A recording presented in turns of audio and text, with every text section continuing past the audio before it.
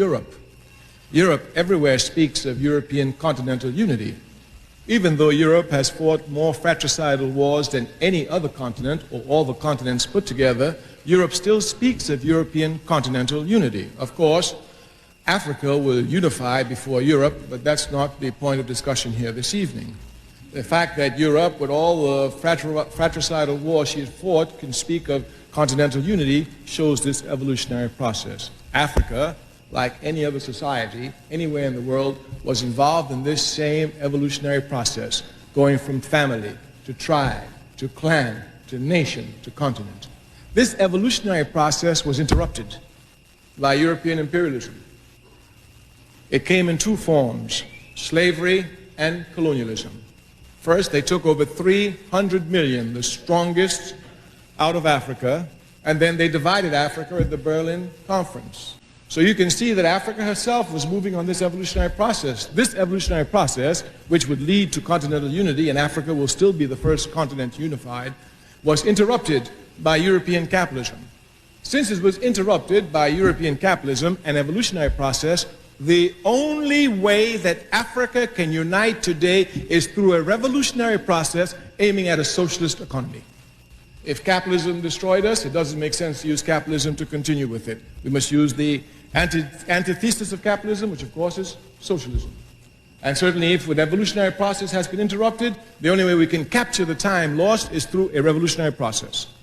We state these facts only to let you know that those of us who are revolutionary, Pan-Africanists, is not because we love revolution. It is historically determined, and we have no alternative but to follow history and to use history for the benefit of our people. So this then is the general outlines of Pan-Africanism. So you must not think that Africanism just began. Had Africa been left untrampled by European imperialism, we would have a long time achieved continental unity. Secondly, Pan-Africanism must be seen as a movement, a mass movement. And this mass movement must be properly understood. Africa, of course, because of racism, is belittled everywhere. And many people do not see Africa's constant, underline the word constant, contributions to world civilization. Since the 1940s, Africa has given, even before the 1940s actually, we can go back to the Honorable Marcus Garvey, Africa has given to world political movements a mass character. Africans revolt in masses, never as a vanguard party. If you look at the independence struggle in Africa, it was nothing less than mass. If you look at the struggle in the Caribbean for independence, it was nothing less than mass. And even in the United States of America, the only movement they call a mass movement is our movement. Therefore, this mass character must be properly understood. Pan-Africanism has this mass character. Africans have this mass character in responding. And our responsibility is to bring this mass character together, make it precise so that it can direct its blows at the enemy, hitting him until we knock him down. Therefore, the task of Pan-Africanism is to gather the masses of our people together in the same organization, irrespective of where they find themselves, be it in Europe, be it in the United States, be it in the Caribbean, or be it in Africa. This is the first aspect, then, we must understand. Pan-Africanism found its organizational expressions in 1900. Here, a Pan-African conference, here the word conference, was organized by Africans from all over the world. They came together deciding that something must be done for Africa. One of the leading organizers of this conference was a man by the name of Henry Sylvester Williams, born in Trinidad, a man whom you should do some history on, a very, very great man. Dr. W.E.B. Du Bois attended the conference, but he was not one of the leaders in 1900. By 1917, 1918, the idea of a necessity for a Pan-African Congress, not conference, Congress, was to be called. But most of the people who did the conference were dead. Henry Sylvester Williams was dead. A lot of them were dead. Du Bois was about the only one who was alive.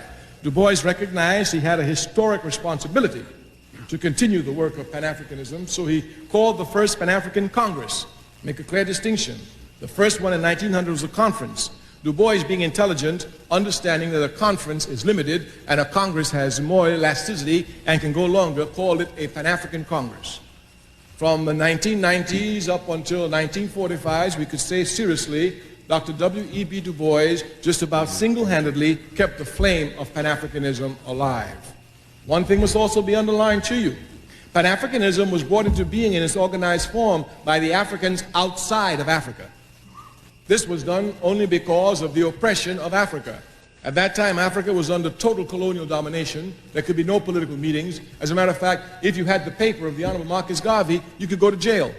So the conditions were such that it was difficult for the Africans on the continent to organize. Africans off of the continent, recognizing this, came quickly to fill up that gap. So Pan-Africanism itself was brought to bear by the diaspora. But you must not think that the diaspora brought Pan-Africanism for the diaspora. Not at all. The center of the discussions has always been Africa.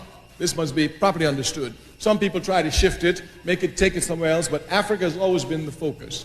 Du Bois carried on his congresses up until the 5th Congress in 1945. Because of time, we're just going through them quickly. In 1945, saw the 5th Pan-African Congress. Here, you had Africans born on the continent, in the Caribbean, and Africans, of course, born in Europe and the United States. At this 5th Pan-African Congress, there were 3 co-secretaries, of course, W.E.B. Du Bois, George Padmore of Trinidad, and Kwame Nkrumah of Ghana. So you had an African from the Caribbean, one from the United States, and one from the continent, who were co-secretaries of the 5th Pan-African Congress. The 5th Pan-African Congress is crucial for us. A decision was made there. They said that the final confrontation with colonialism is coming. After all, this is 1945, and you must know that there's negative and positives in everything. I remember once as a young man reading Mein Kampf on an airplane, sitting next to a woman. She said, "What are you doing?" I said, "What do you mean what I'm doing? I'm reading Mein Kampf." "Why are you reading it?" I said, "Well, Hitler's a very important man. He had historical effects on the world, you know." She said, "Well, I'm a Jew." I said, "Have you read it?" She said, "No." I said, "Oh, that's bad." I said, "Have you not read Sun Yat-sen?" She said, "No." I said, "He says the first law of war is to know the enemy. If I were a Jew, I would read everything there is to read on Hitler." Of course. Of course. So, while reading Hitler, she was arguing. I said, "Well, Hitler had some positive effect anyway." She said, "What positive effect did Hitler have?" I said, "Hitler weakened European imperialism. He weakened the British, he weakened the French, he weakened the Portuguese, he weakened the Belgians, and that's how we got independence." And these are facts of life. These are facts of life. When Hitler got through with Britain, when the Indians said they want independence, Britain could do anything but get out the way and let them have independence. As a matter of fact, they got Mahatma Gandhi quick because they didn't want to deal with the armed struggle that the Indians were preparing for British imperialism in India.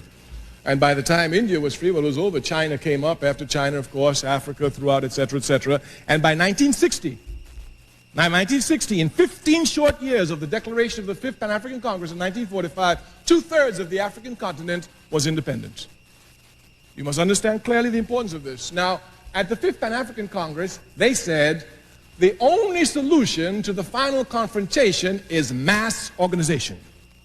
And I say, if you look at Africans, we have nothing but mass character in our struggles.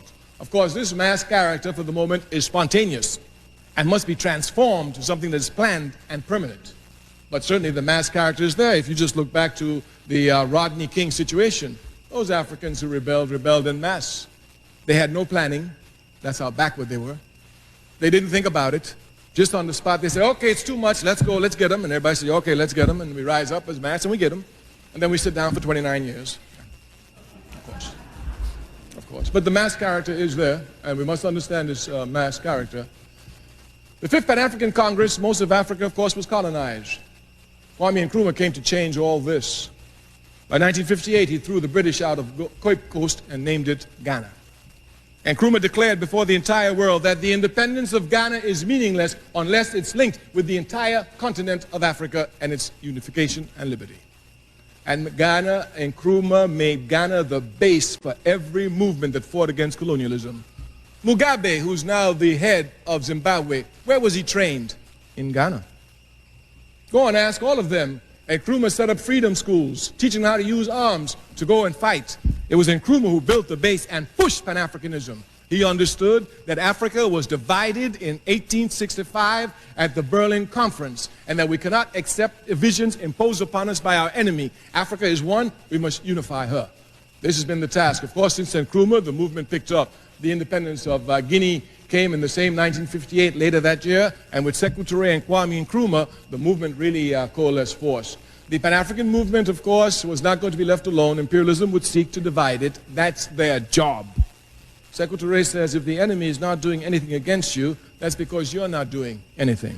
Of course. Matter of fact, when they're not doing anything against me, I get scared. What am I doing wrong? So their job was to divide, and if you will look, they divided the Pan-African movement in what was called the Casablanca Bloc and the Monrovia Bloc, the revolutionaries and the reactionaries, to put it in one simple word. Of course, the Casablanca group included the fighting forces in Algeria, the FLN, which the other African states refused to recognize. Of course, Nasser had to be in it. Of course, Nkrumah. Of course, Sékou Touré, Tunisia. And of course, Mohammed V in Morocco, who had just waged serious war to get independence away from the French. The other group was called the Moderate Group, and they were all made up of reactionaries and scum of our race who didn't want African unity and raised a million problems and sabotage it and work for imperialism against the interests of their people, and that still continues today. I always say one of the weaknesses of the African Revolution is that we are the only people who allow our enemies to strut with impunity amongst us. It's only because of our weakness. It's only because of our weakness. Only because of our weakness.